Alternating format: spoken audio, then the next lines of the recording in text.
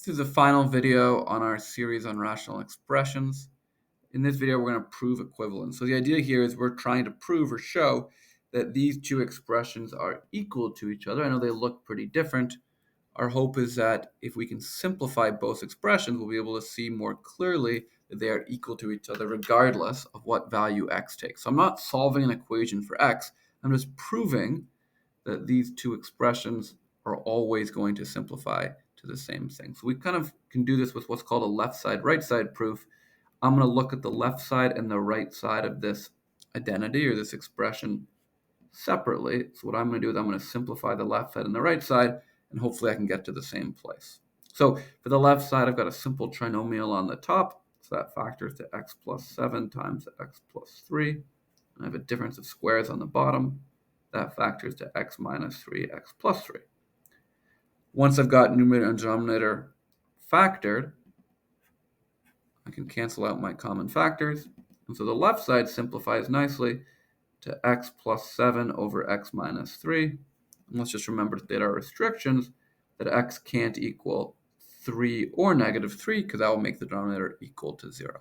So I've simplified the left side as best I can. Right side looked a little bit funky. I'm going to try to factor that as well. On the numerator, I really wish that this 2x was positive and in front. So what I'm going to do from the top is I'm going to factor out a negative 2. And I'm just going to reverse the order. So I'm going to have x plus 7. So the way I got that plus 7 is negative 14 divided by negative 2 is positive 7. On the bottom, same thing. I'm going to take out a common factor. I'm going to reverse the terms in the same step. So again, there's a factor of negative 2. And I'm left with x subtract 3. Okay. Now again, I can cancel out my common factors. Negative 2 divided by negative 2 is just 1. So I have, again, x plus 7 over x minus 3. Again, we should state restrictions. We've got x cannot equal 3. Okay, so therefore that we've shown that these simplify to the same thing. So we can say that therefore these two expressions are equal. So we've proved equivalence. So I'll just write down what I've shown is that this is an identity. An identity is something that is always true for any value of x. So these two expressions are always equal to each other unless x is equal to plus or minus 3. So I want to combine all my restrictions from both expressions. So that's how we prove equivalence. We set up a little left side, right side proof, simplify, and show that the simplified versions are equal to each other. Let's just do one more example. So again, our goal here is to prove this identity. We're going to prove a lot of identities this year.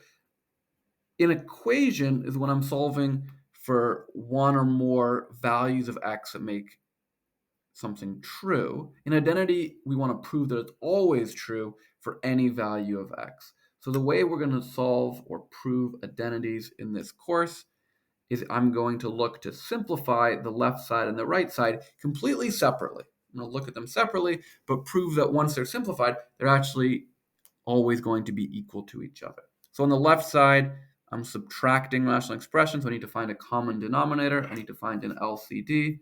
And in this case, that's just going to be x to the power of 8. So the first expression is already over x to the power of 8. So I don't need to multiply the numerator by anything to write it over my common denominator. On the right side, to get this expression over x to the 8, I need to multiply it by another 7 x's on the bottom and the top. So I've got minus 2 x to the 7. Now I've got it over a common denominator. I can simplify my numerator.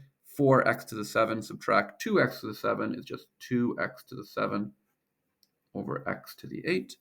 And once I have this simplified, I can look to reduce or cancel out my common factors. They both share x to the 7. They both share 7x's multiplied together. So when I cancel those out, on the top I'm left with 2, and on the bottom I'm just left with 1x. There's my simplified expression. And my restriction is just that x cannot equal 0. That would make the denominator equal to 0, which is the one thing that we can't have in math. So I've simplified the left side. Now I'm going to work on the right side and try to simplify it down to the same expression. So I've got a couple simple trinomials in my first expression, so why don't we factor those? Two numbers that multiply to -3 and add to 2 are going to be +3 and -1. And on the bottom, two numbers that multiply to 6 and add to 5 are going to be +3 and +2. Now, as we've discussed before, when I'm dividing rational expressions, I can change that to a multiplication question by taking the reciprocal or flipping that second expression. So this x squared minus x is going to move to the bottom. I'm going to factor it at the same time. X squared minus x is not a difference of squares. X is not a perfect square, but it does share a common factor of x. And when I divide both of those terms by x, I'm left with x subtract 1. And that goes on the bottom when I change it to multiplication. On the top, again, I just have a common factor of 2. I like to move my coefficients out to the front. And when I divide both those terms by 2, I'm left with x plus 2.